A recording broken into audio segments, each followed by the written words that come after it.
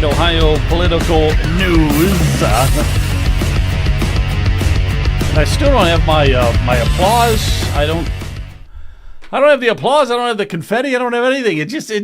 I feel naked without it. That's what it is. But how's it going? We are short-staffed tonight. Look at this guy's on AWOL. How you doing? Jonathan is with us here tonight. Hey, everybody. Good to see you. And we do have a special guest tonight, John Stover. He's the president of Ohio Value Voters. There's nobody higher than you at that group, right? You are it. Well, Joe, I tell you, it used to be, you'd say that title and a dime and get you a cup of coffee. Probably about $1.25 now, but yes, I am the president of Ohio Value Voters. I got a couple of things I want to talk about real fast. Then we get to John. But first, this right here, what we're doing here is this is our X account, Ohio Political News. You can follow us. We are a catalyst for conservative change right here in Ohio. But I just want to go through a couple of items that we have on here. Hey, that should be started already. I got to double check on that. That should be running. All right. Pam Bondi. Listen, guys, I want to get your take on this real quick. And that is the thing with what's going on with the Epstein files. I mean, you've heard about that. You've heard that these three guys here. Let me bring this down. Actually, two guys and a girl. They're telling us there's nothing to see here anymore.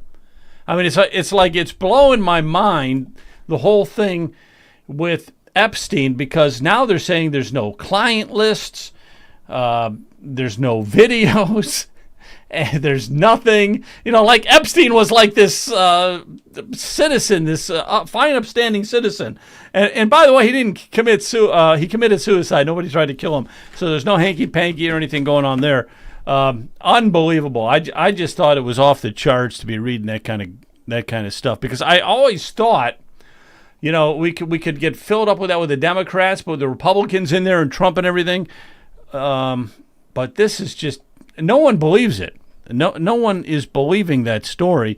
This is Mark Mitchell here from Rasmussen. Just to give you a quick rundown on it. In 2024 of November, they were teasing us by saying that there was going to be a major file drop of Epstein files. And then in January, they claimed that the client had, it was on Pam Bondi's desk, okay? She's ready to just release everything. And then they said they couldn't release it because it got redacted by the FBI. That was in February. Then in March, they actually told us, Pam Bondi said there's a truckload of documents coming. May, they say there's thousands of videos. And then now in July, it's like, nope, nothing to see here. It's gone. Go away. Go find something else to do. You ever hear of, let's get your thought on that real quick. You ever hear of anything as ridiculous as that? Well, actually, I hate to say it, but I have. And it's a recent example of the J6 videos. We've got this ongoing kick the can, recurring promise to deliver those J6 videos that I believe clear virtually everybody involved in January 6th. It was, by the way, as a side note for anybody that may not be up to speed, it was not an insurrection. It was a false flag operation that was designed for political purposes. And we have American citizens who were persecuted because of it. Those of us who know have been clamoring for videos. There's something like an estimated 44,000 hours of video that would absolve many of those people who were held for years without sentencing, without due process, and we continue to push for that. And it's the same thing. We had Speaker Johnson, who was elected Speaker of the House, with the promise that he was going to be releasing those videos, and now we have the same thing with these Epstein files. We have people who are supposed to be doing their job of creating transparency in our government, and they're not doing their job. By the way, as a side note, we're running the show a little bit differently tonight. We're down a few people. Kent is not running the tech, and Brian, unfortunately, is out. I am making a point in this podcast of monitoring social media. If you're on Facebook or Rumble and have a comment, please do post it. We may not get it up right away, but my intention is to read your comments and ask your questions and try to get any questions you may have answered. So if you see me multitasking, it's not my normal role on this podcast, but we're all going to chip in and do our best. All right. So I want to encourage everybody to, chat. If you're on Facebook, you're going to have to cover Facebook too, Jonathan, if you're able to. If not, so be it. But try to chat. We'd really love to hear what you have to say because we want to invite you into the conversation. So let's get to the main guy here, John, the president of Ohio Value Voters. So I'm going to pull up your website right here. Let's move this over. Here it is. And you got a lot of really good stuff in here. And I was reading about your statement of faith and values, and it's all about God. God comes first in everything, and that's my kind of website right there. But listen, you were one of the things with your Ohio Values Voters. Oh no, boy, did we lose John? John, are you there? Shoot. John, are you there? Oh no, did we lose John? A little bit, froze up. I got to see if we can get you back. See if we can get you back. Are you out there, John? If you can hear us, John, drop out and come back in again. Wait. No? I'm trying to retrieve him now. Are you there, John? Can you hear me? Can you hear me? John. Oh, boy. Well, now there's movement. Yes, I can. Once again, I apologize, Joe. I'm dealing with an unstable situation. Yeah, you're cutting in and out. Do you want to just John, we cannot hear you. Do you want to just call in on your cell phone and we could just do this through the I'll just pick up your audio. Or maybe I can pick up your picture too. Are you using a cell phone or a laptop? No, I'm using a laptop. Do you want to okay, well if you cut out again, you could always just try it again with your cell phone if you like, but all right, let's see what we can do here. Can you hear me? Yes.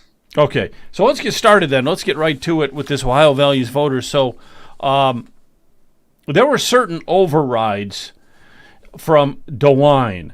Governor DeWine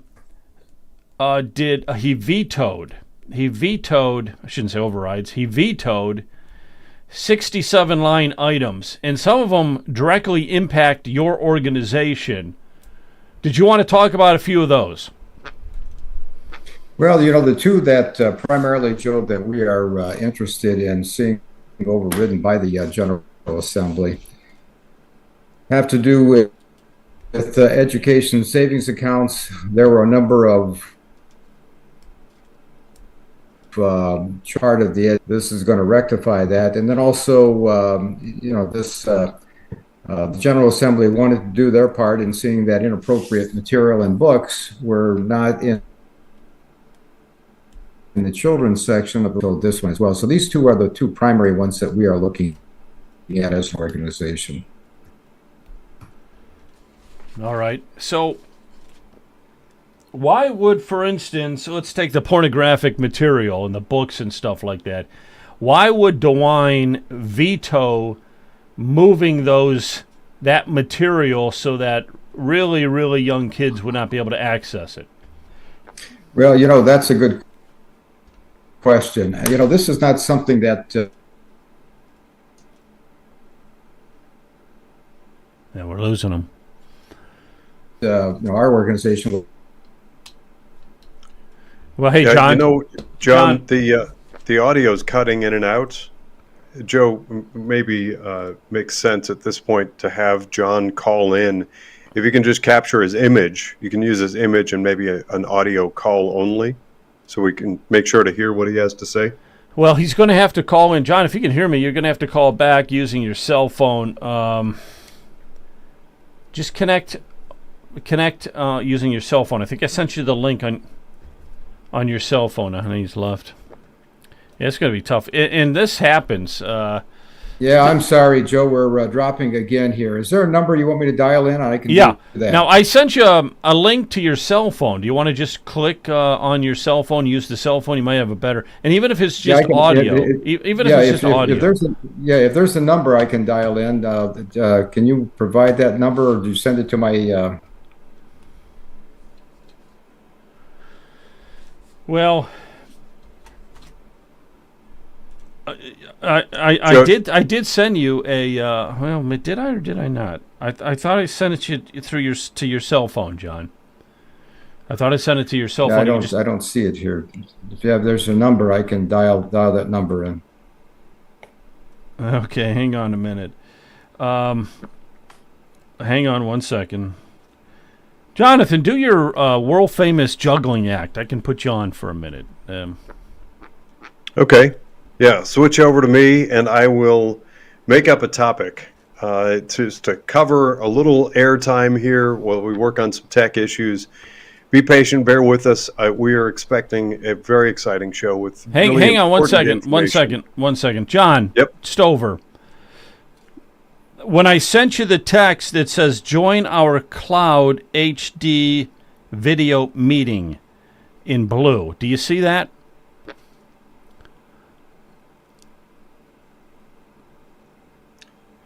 Hey, Joe, do you want to send me whatever it is you've got? Send that to me, and I'll make sure to text it to John. I'll just resend it to him. Yeah. If you have a email address, I'm sorry. If you send it to my email, I can call in. Is there a number to dial? Okay, I just sent you the link. I got to do it through Zoom, unfortunately. We just could do the audio through Zoom, but I just sent you the link to your cell phone. Do you see it? Yeah, I just clicked it on. Okay. Good. There we go. Let's see if I can join the meeting.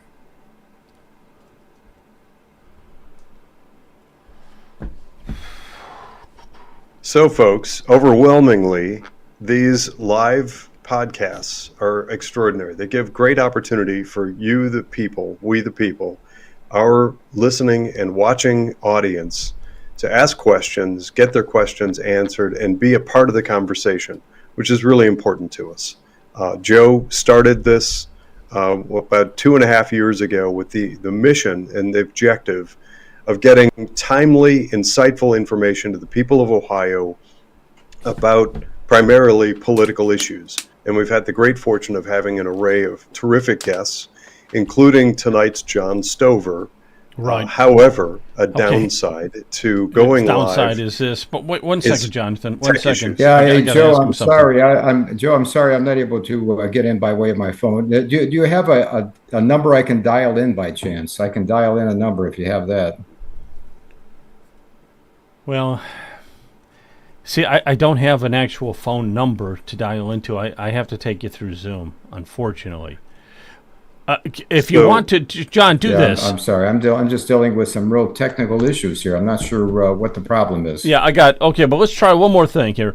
Just boot out, and then try to come back in with your cell phone by clicking that blue join our cloud video meeting I just sent you. Okay? Give it a shot. So you can just boot out and give me a call with your cell phone. Hopefully that works. Yeah, hopefully that works. We'll find out here in a second. But and I'm keeping an eye on Facebook and Rumble for any comments. Welcome everybody. I see the numbers in Rumble and good. Welcome everybody.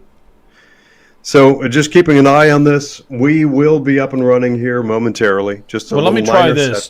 John, did you boot out and come back in? Yeah, it's just still breaking up very, very badly on my end. You got a pretty bad connection, I think. That's what it is. You're probably running off of Wi-Fi. Is there any way to run off your Ethernet connection? Would you be able to just plug it into your Ethernet? into your laptop? No, the only other thing I can think of here, I try to reboot the equipment over here, but well, I apologize, Joe. I'm not sure what's going on here. Yeah, it happens all the time. You get bad connection. Go ahead and reboot one last time. Do you think that'll? Yeah, help? let me try that. Sure. Just go ahead and reboot and come right back in. Well, that's why I like. See, one of the reasons I like doing the live stuff is because you never know what's going to happen. But all right, Jonathan, let me get your take on this thing. Oh, this is Jim Tressel. All right, this is Jim Tressel, who possibly could be the next governor. I'm Jim Tressel, president of Youngstown State University. This year, the 7th annual Diversity of Scholarship event will be a virtual event.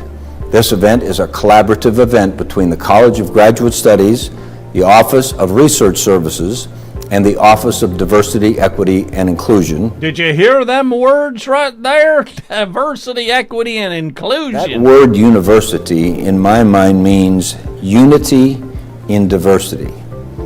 It's young people leaving their cultural background, maybe that has been somewhat limited, coming to a university where there are people coming from lots of different directions, and we have a chance to create that unity in the diversity.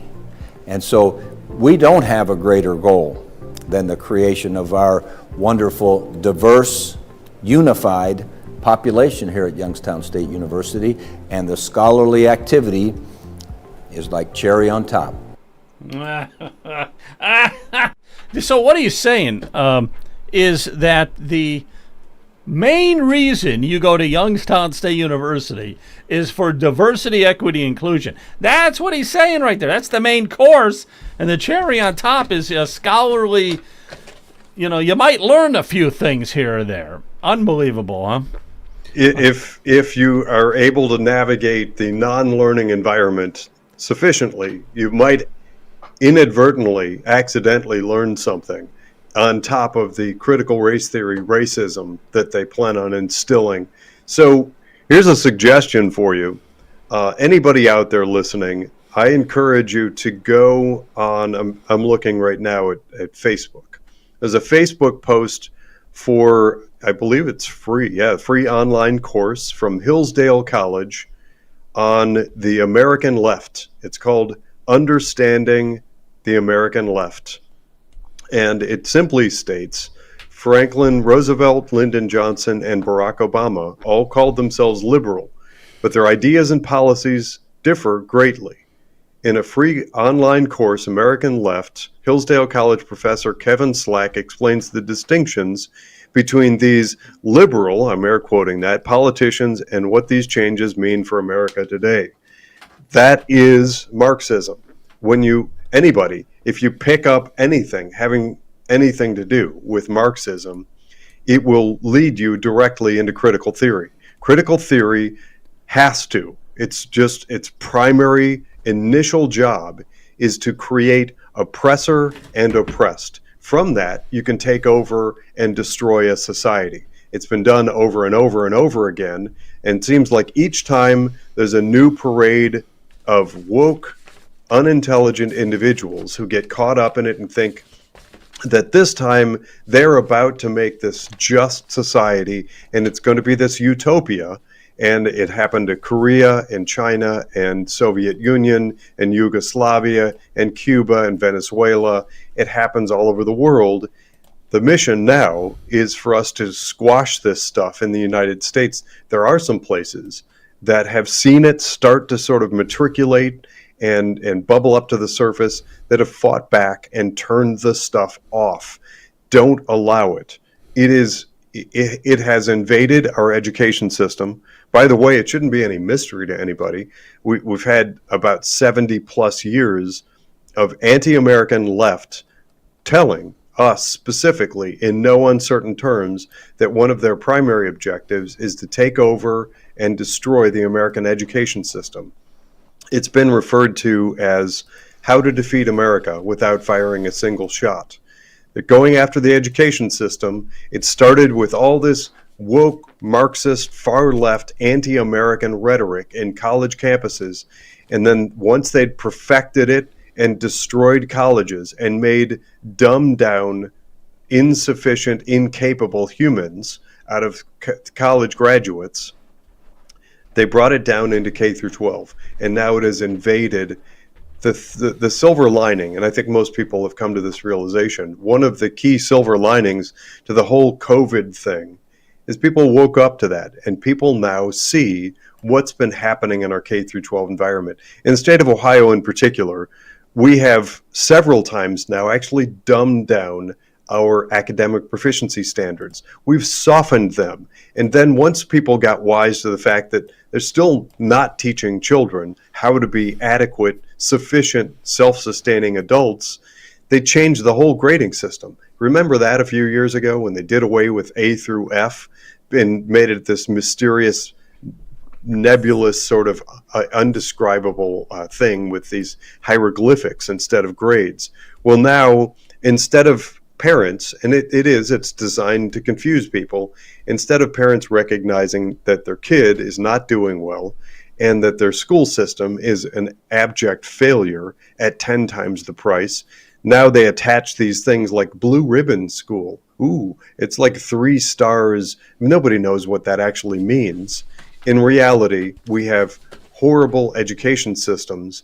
And part of the reason, a big part of the reason that they got there is through implementing Marxist ideologies in K through 12 and colleges, actually in reverse order. They started in colleges, they took over college campuses, and we're seeing the result of 50 plus years of dumbing down Americans. You now have these people who are graduating, I have to air quote that, graduating with high honors from K through 12, going on to college where they need remedial courses in order to be able to learn to read and comprehend basic English, you see them all the time. If you're ever on social media, watch all these sort of man on the street videos of just random interviews with 30 and under who have no idea what country is to our north or south, and they don't know our state capital by name,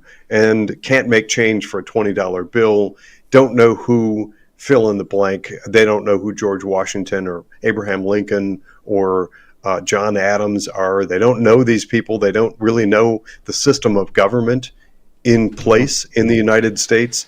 That's by design. And there are some people who are fighting back. They've written some great documents and books about how we got to where we are.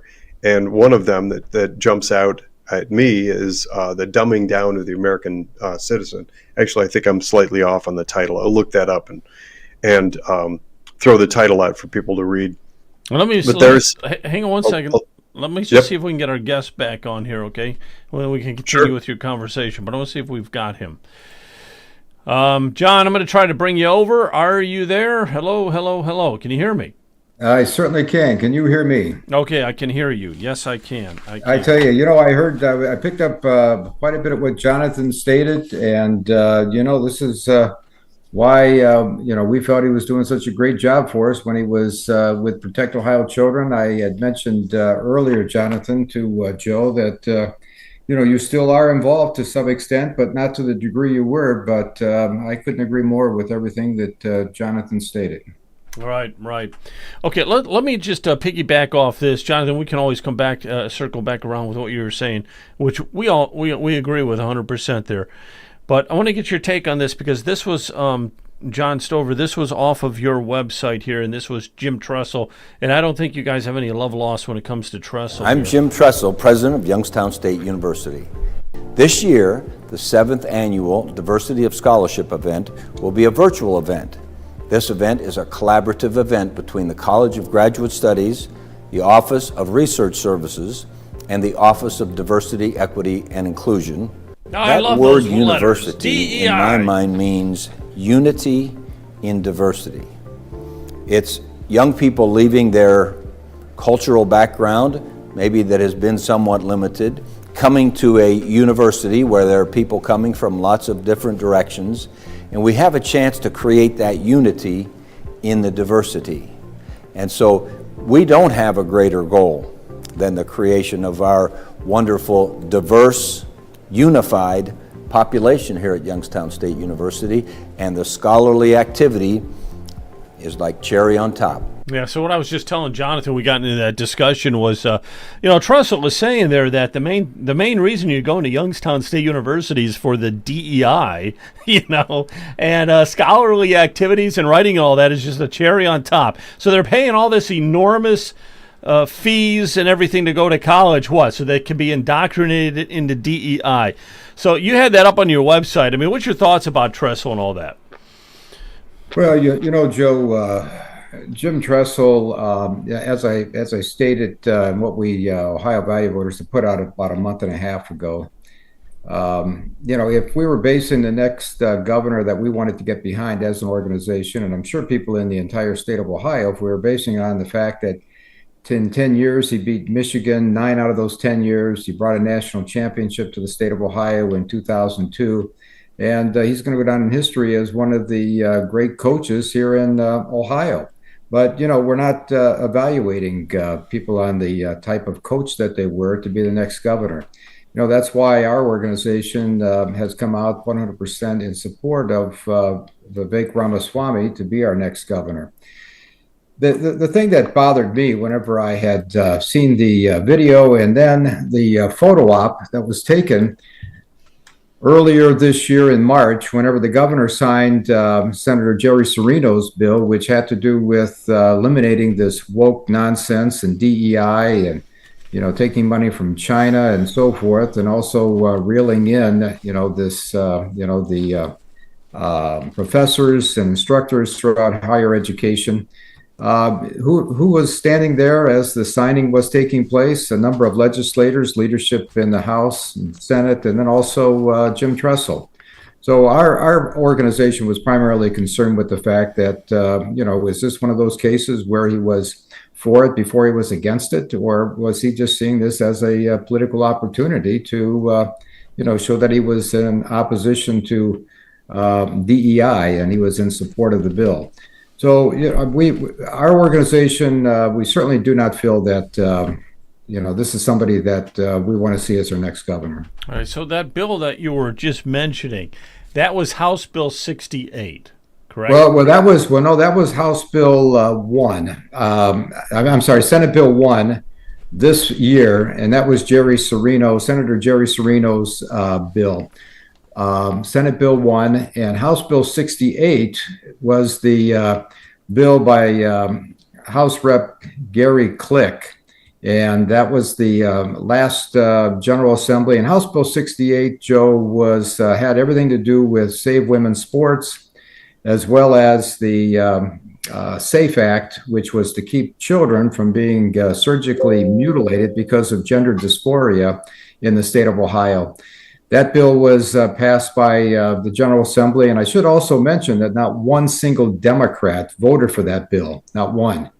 And it went to the governor's desk. He kept it for as long as he was able to before automatically it becomes law, and vetoed that. And of course, we have in the state of Ohio this 136th General Assembly, which started in January. We have a supermajority in both the House and Senate. We have 65 Republicans in the House, 24 Republicans in the Senate, and it requires 3/5 to override anything that the governor vetoes. That means 60 votes in the House, 20 votes in the Senate.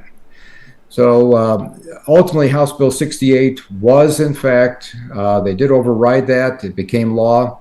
But how in the world could anyone think that it was appropriate or ever would be appropriate for biological men to compete in women's sports? Or how could anyone think that it would be appropriate to see children being surgically mutilated? I've often said this in the past, Joe. A term is used, not many people are aware of it, a therian. A therian is somebody who thinks that they're an animal. And if you have a 14-year-old girl who thinks that she's a cat, what normally you're going to do, you're going to see, okay, we need to seek some type of, mental health treatment for this young lady. You don't automatically go to the parents and say, well, would you rather have a dead girl or a live cat in your home? You know, I mean, it's ridiculous. So this gender dysphoria, you know, children, you know, suicide rate is I believe it's 3 to 4 times higher for those that have had this transition surgery. Especially, many people should you know, take the time to listen to the testimony that was given to even Governor DeWine at the time, Chloe Cole, who was a young lady who at 13 was put on puberty blockers. At 15, she had her breast removed, and now she's trying to move back and retransition to be a female. You know, Yeah, and just to think how that plays with a person's mind. My God. So what they're doing is they're creating these kids to commit suicide. I mean, if they're giving them the puberty blockers, these surgeries, they're screwing with their brains, and these are kids. Okay, they're being manipulated. They're very, you know, trusting to the parents or something like that. You know, they can be talked into anything. So then they get the surgery and everything. Now the boy's a girl, girl's a boy, whatever the hell. And now they want to commit suicide. And then it's like, oh, well, we've got to have all these counselors to counsel these kids so that they don't commit suicide. I mean, now you see how ridiculous that is.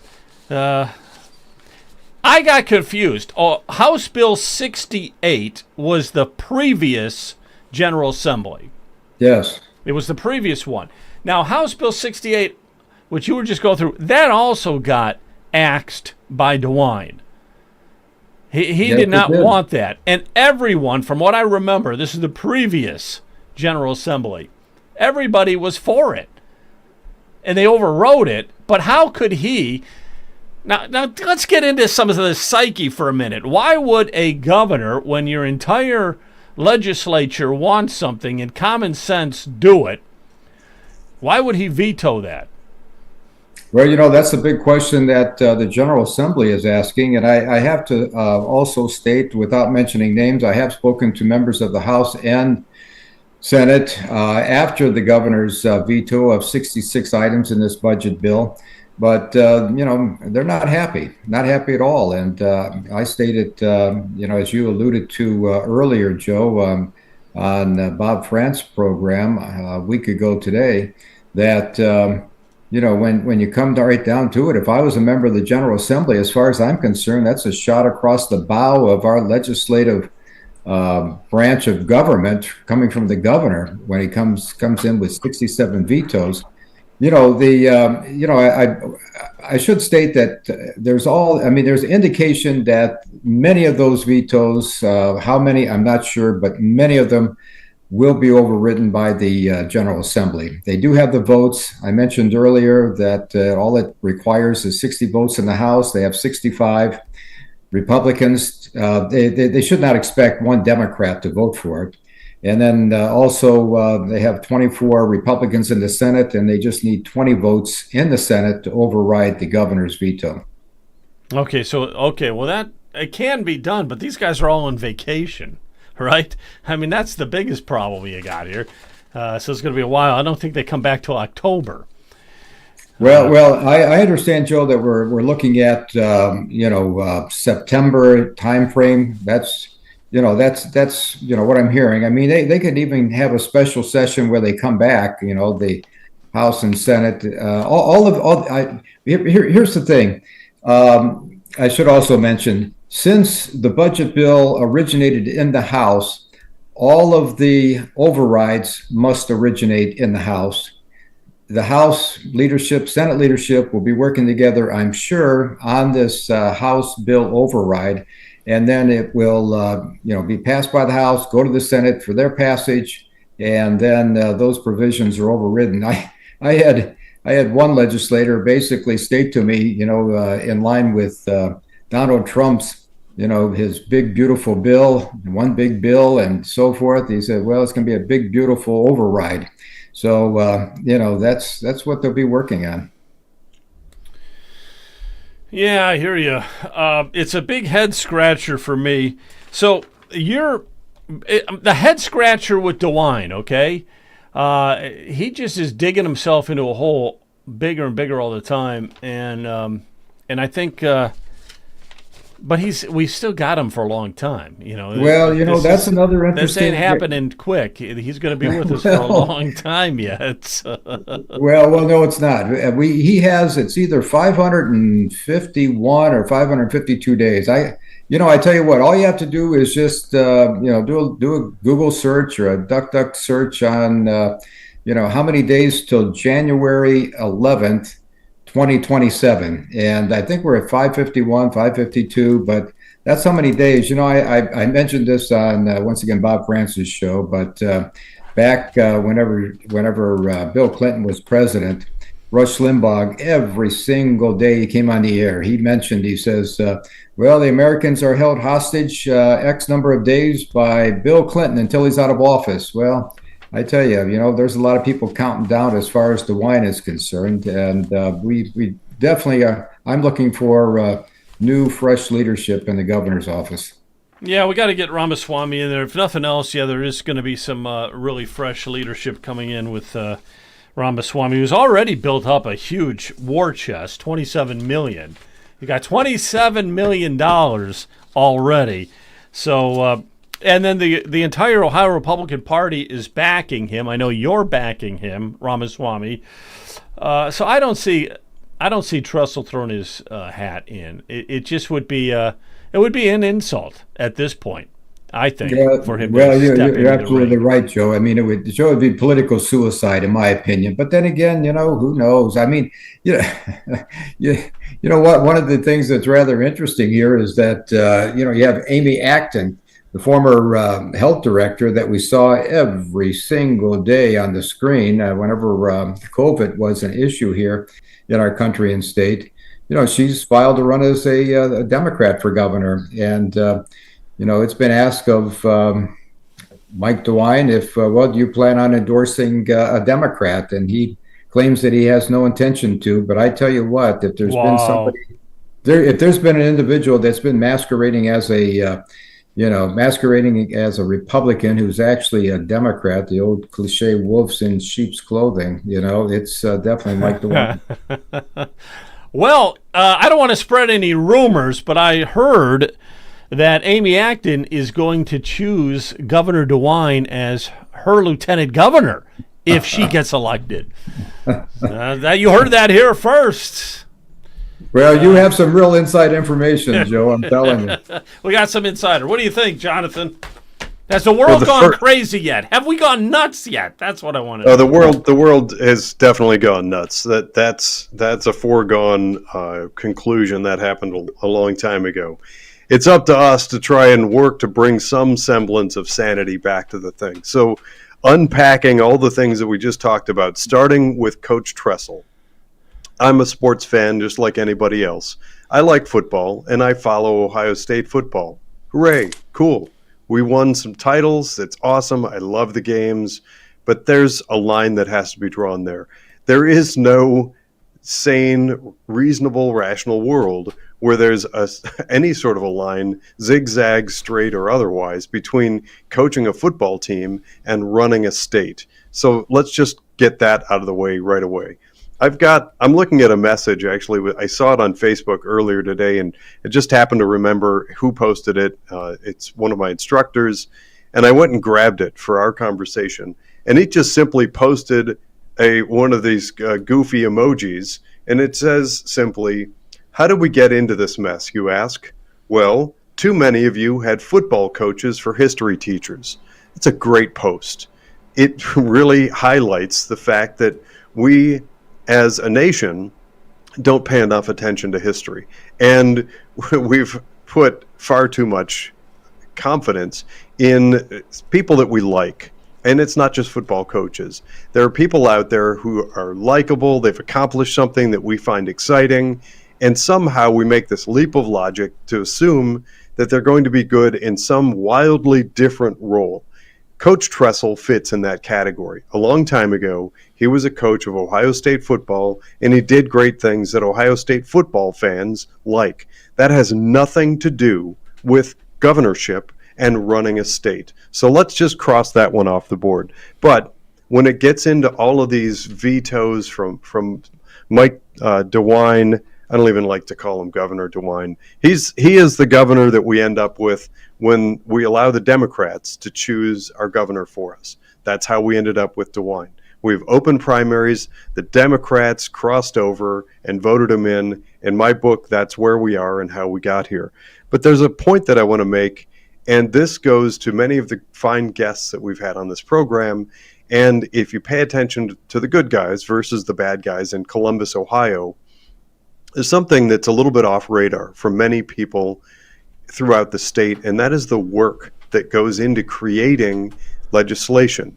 The bills that are proposed, when we hear, and we've had Stephanie Stock on a number of times, and she talks about the work that goes in with her and Representative Jennifer Gross, another great recurring guest on this program, in creating the medical freedom bill. And they work really hard on these things. Now imagine the 66 or 67, I thought it was 67, but John Stover said 66, the 60 plus people, the 60 plus, bills that have been worked on, the pieces of legislation that have been refined and haggled over and finally made their way through and finally ran the gauntlet and got approval from both sides, the House and the Senate, only to get onto DeWine's desk and get a line item veto. That should be infuriating. We hire these people. We elect them to be our representatives. And yes, they make mistakes. And yes, sometimes they can be corrupted. But they are doing a lot of work to try to get things passed for we, the people of Ohio. And to have Governor DeWine, Mike DeWine, line item veto these things is infuriating. And one thing to the good in factoring in John Stover's statement about where a veto has to come from. It has to come from the House side. The one thing that, in my view, I think bodes well for us in Ohio, I believe that the House leans significantly more conservative than our state Senate. John may disagree. I've opened that up for conversation. Yeah, but I believe that's the case, and I believe if we can pull off some vetoes and get some of these things back into the books after Mike DeWine's veto, I'm hopeful that maybe the House can pull it off. All right, I've got that. Very good, John. I got a couple questions for you here. Because you're so active, you do a lot of testimony. You're at the State House all the time. So, what is your impression of the State House? Is it more conservative than the Senate? And what's your impression of the Senate then, too? Well, I work with legislators both in the House and the Senate. We see a lot of good bills, that seem to be generated in the House that end up, for example, House Bill 68 that we mentioned earlier. That, of course, was a House bill. Anytime you have a bill that is introduced in one chamber, it must go through committee and then, of course, pass on the House floor, and then it goes over to the Senate, and they have committee hearings, and then it has to be passed on the Senate floor. So as far as who's more conservative, who's not, you have, I guess what I would say, you have those, and remember, it wasn't X number of senators that were renegades last General Assembly. We had 22, they call them Blue 22, et cetera, that crossed the aisle to work with the Democrats, and so. I would say you have your fair share of conservatives in both chambers. And regarding the Freudian slip, if I said 66, it's definitely 67. I don't know how I said 66, Jonathan, but we definitely have 67 overrides, and it is a slap in the face to the General Assembly and to leadership. This is not something that's done in a vacuum. Anytime that they're working on a budget in the House and Senate, the leadership is constantly communicating with the governor's office. So the governor knew what he was going to receive, and the governor knows that the votes are there to override him. Getting back to Jim Tressel very quickly, I think what Mike DeWine was attempting to do was take a couple of, if I can use the football example. They've taken a few plays out of the book of what happened in Alabama with Tommy Tuberville. You remember he was the coach of Auburn University from 1999 to 2008, and lo and behold, he was elected to serve as senator, U.S. senator from the great state of Alabama. So, I think they feel that Mike DeWine felt that this was the only opportunity he had to keep his legacy going, and that is to see that, he select Jim Tressel as the lieutenant governor. Yeah. No, I kind of agree with you. I think it was a Tressel 2.0. And here's the problem. I mean, not Tressel 2.0. I mean, a DeWine 2.0. Tressel would be a 2.0 of DeWine. Whatever. But the thing is, with Tressel, yeah, he was an outstanding football coach, one of my favorite, and I still remember that 2002 national championship. That just blew my mind. The greatest game ever. But that doesn't mean you're going to be great as a politician or you know what the hell's going on. And he doesn't. He's very green. He's very easy to be manipulated, but he has this incredible name identification, and so that's probably what's going through the mind of DeWine is, hey, this guy, I can manipulate him, and he's got name ID coming out, just crazy. Let's run with it. But the state party endorsed Vivek early, and they slammed that door shut. And they slammed it shut because we didn't want any of that kind of malarkey going on. We've got to clean up the state of Ohio, and that's how we're going to do it. Now, I don't know about Vivek. Nobody does, because the guy's a rookie as well. But he's young. He's got a lot of enthusiasm. He's got a lot of money. He's from the MAGA movement, so let's just go with it and see what happens. Okay, that's pretty much what's going on there. Let me just ask. Joe? Yeah, go ahead. Sorry to interrupt, but speaking of cleaning up, we have a comment in the chat. Okay. And that the comment comes from Angela Jill Marlowe. Plus, they added more stipulations in regards to the Ohio Sunshine Laws, changing email correspondence transparency rules. Less transparency? ? It's a great point for anybody that's not following it. What they're pushing for is, and I imagine John Stover has some great comments on this as well, what they're pushing for is to allow communications between state legislators and their staff, the assistants that they use, to remain secret and not subject to disclosure and transparency until the end of the term. So it might be a full 2 years where communications on key issues and important subjects would be hidden from we the people. That's what is being commented on here. So I'll turn it back over to you. Yeah, we're going to get John's thoughts on that if he has any thoughts on that too. Yeah, we need transparency, though. We absolutely need transparency. So I got one other line, and you can go with either route, what Jonathan was talking about, or the REINS Act, which to me is let me also... just say, Joe, if I may, just regarding the comments made by Jonathan. One of the things that the Secretary of State's office is responsible for, and that is, open meetings, sunshine law, and so forth. And anyone that runs for office and ultimately is elected, they have a book that they provide all elected officials that could choke a horse that basically states, what you should be and should not be doing. And, one of the things that would be prohibitive is if outside of course, a caucus meeting, these caucus meetings take place behind closed doors. For example, we're talking about the General Assembly, the Democrats and Republicans, they get behind closed doors. And even though there's a majority there, they're permitted to talk about things in private. Now, when it comes to, matters as it relates to, legislation, there's a fine line. They have to, in fact, make sure that, the public has an opportunity to weigh in, public comment.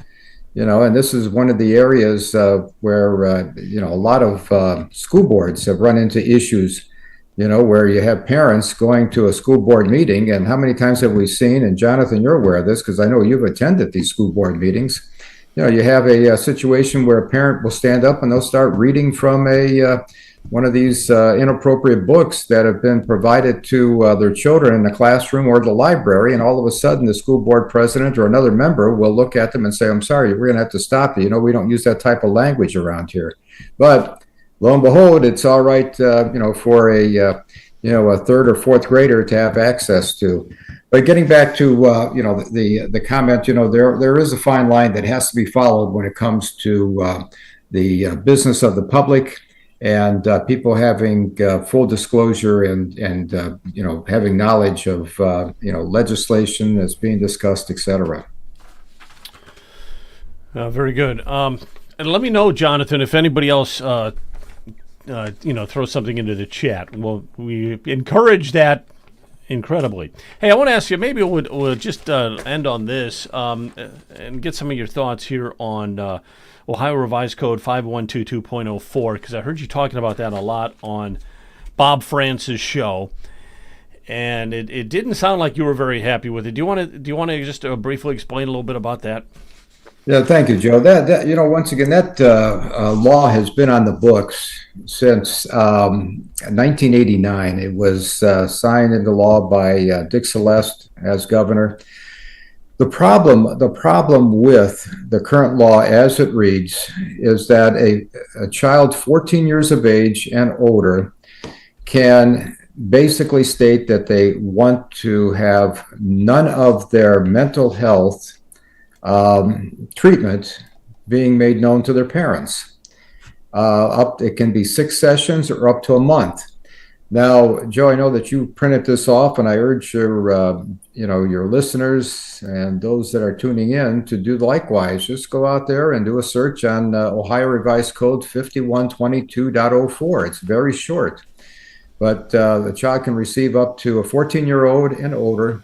Can receive up to 6 treatments or a month, whatever comes first, once again, without their parents' notification. And there's no guarantee, there's nothing that guarantees that a parent's going to be notified even after the treatment or the month expires.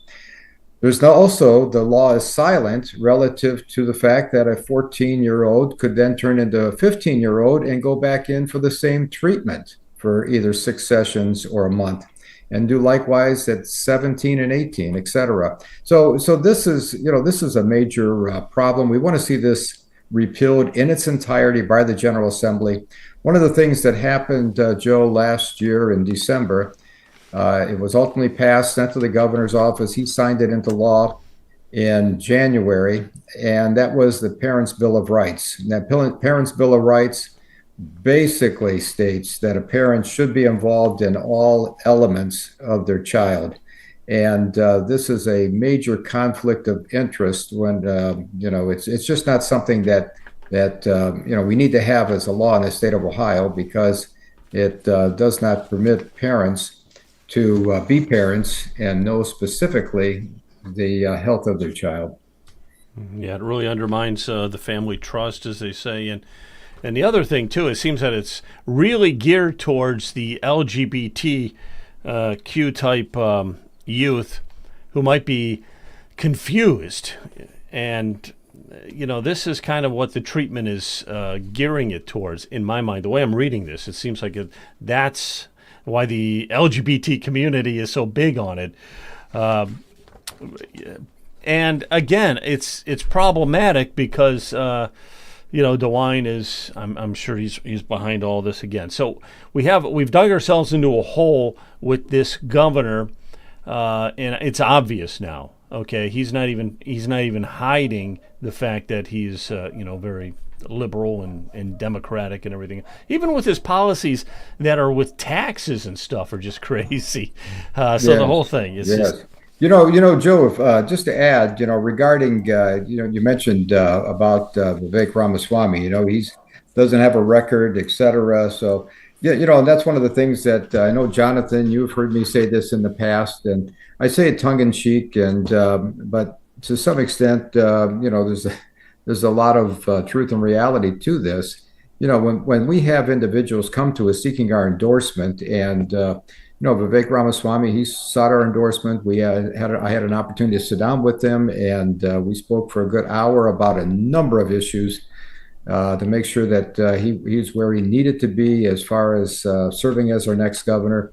But anytime we have somebody that doesn't have a record, Joe, I've often have said this. I said, there's only two ways that we would know if it's heartfelt and it's really something that they mean, and it comes down to either we hook them up to a polygraph, and we're not going to do that, or we have to waterboard them to get the truth out of them. So we can do neither.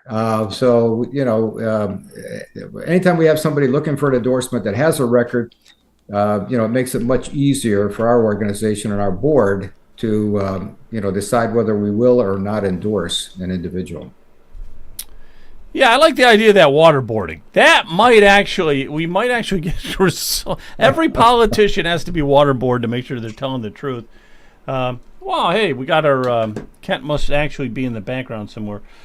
Angela, Jill, Marlowe, plus they added that's the one that I read. Oh, that's the one you read. Okay, all right. We got to that. All right, John, I want to thank you a ton. I'm going to give Jonathan. You want to say a parting word because you guys used to work together, so you know each other very, very well and everything. Absolutely. Well, I have the great respect for John and Diane Stover and the work they do at Ohio Value Voters. They started Protect Ohio Children. I had the great honor of serving about 3 years as a board member, chair, and territory lead at Protect Ohio Children. As a matter of fact, when I first started doing this show, I was filling that role. I still volunteer. I just have no formal role at this time. It's every bit of my heart is in protecting Ohio children and beyond. And I just have great admiration for the work that they do. And it's been an honor being involved. One thing connected to that, and it looks like we have another comment coming up. I'll finish my thought and then maybe we can read that and react to it. But when we look at all of this focus on race training and racism and CRT rebranded as diversity, equity, and inclusion and critical theory, and then introducing gender theory, sexualization of children, first thing to know is there's nothing new under the sun. This stuff has all been done before. There's history. Let's go back and be aware of the history behind things like the sexualization of children. It's done for a reason. Bad people do it to accomplish bad things. When we can acknowledge that and stop thinking of it as some sort of new avant-garde, we're released from moral bounds and all that stuff. It's all nonsense and fiction. It's history trying to repeat. But where schools are concerned, I coined an expression years ago. I call it all ABE, A-B-E, which stands for anything but education. We have a school system now throughout Ohio that has turned into an expression I think that more people might immediately gravitate toward or understand is an education industrial complex.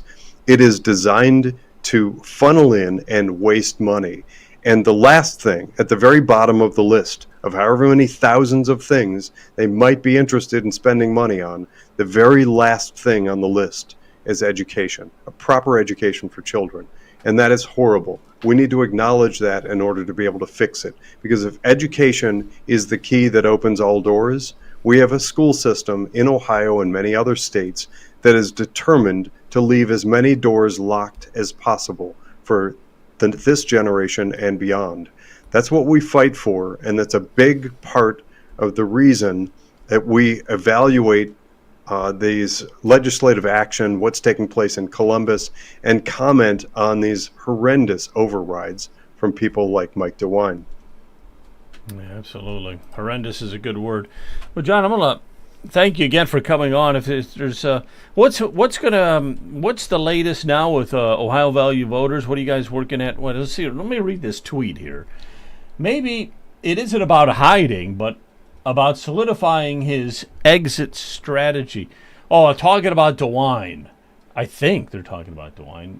Solidifying his exit strategy. Yeah, who knows? I can't figure it out. One thing I do know is DeWine is a master politician. I will give him credit for that.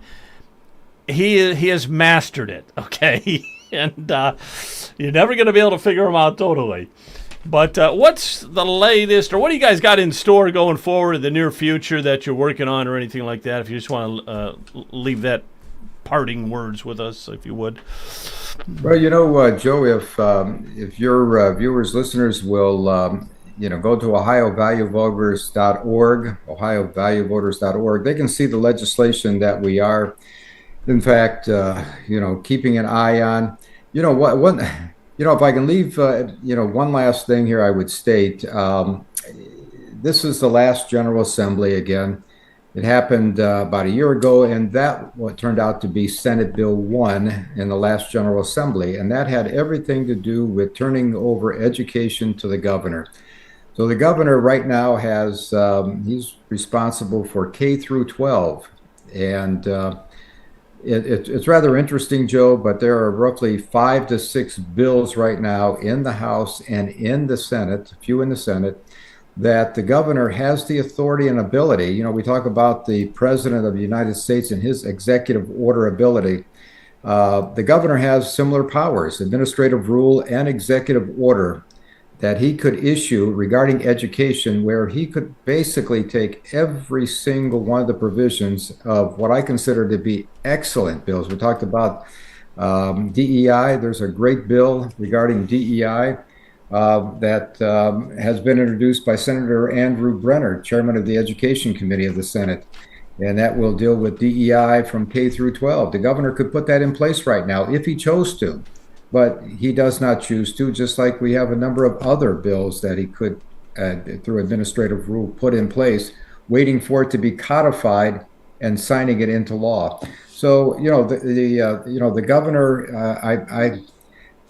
well, I said one last thing. Do we have a few minutes here, Joe? If not, Go ahead. Yes, absolutely. Yeah, Go ahead. yeah. Let me just say this as well. This was about 5 years ago, back whenever my wife and I, we were in better graces with the governor. We were invited to the governor's residency in Columbus. Here we go down, and we're going through the front door, and the governor is standing to the right. We're moved straight ahead, and they try to get us to bypass the governor so we wouldn't cross paths. Well, I look back, and he's standing there by himself, no one there to greet him. So I walk back, and I look at him. I said, "Governor," I said, we have a real problem in education. And he looks at me and he says, "I know. I get all of your email updates," which he does. I made sure that he receives them. And I said, "Well, I'd like to, come down and meet with you in your office for 30, 45 minutes at the most, so that we can sit down and discuss some of these educational matters that we're dealing with here in the state." So he calls over his aide, and he says, "Hey, mark this down." So I thought for sure I'm going to get a call right from his scheduler. Well, 2 days later, I get a call from one of his top lieutenants, and he basically says, "Well, the governor is not going to meet with you." Okay. If that's the case, then I think we know where the governor stands when it comes to education, or being concerned about the issues the state's facing as far as education is concerned.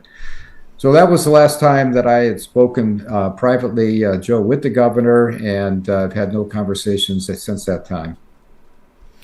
I'm just gonna follow piggyback on one thing with that. We talk a lot about property taxes on this show. And Brian Massey, who's now with us tonight, he's one of the core group members for that Abolish the Ohio Property Tax, and he is doing a lot of work. I mean, they're getting the word out very well. I think we got a really good chance that could be on the November ballot in 2026. And boy, that's going to raise some eyebrows if that ever passes. But we were looking at the overrides with the property taxes, and it's everything to do with the schools. Everything to do with the schools. So it's like, this property tax might hurt the schools. It's killing the citizens. That doesn't seem to matter.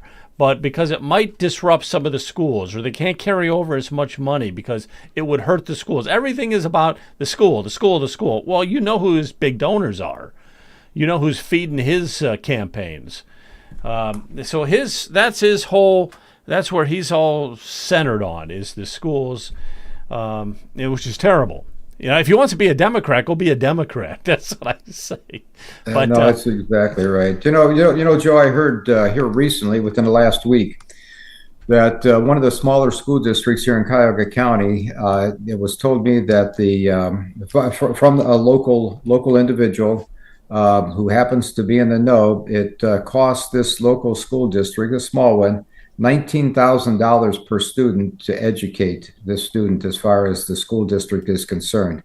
And this is where you have people certainly concerned and upset relative to the property taxes, because that's where the schools obtain most of their monies, is through property tax.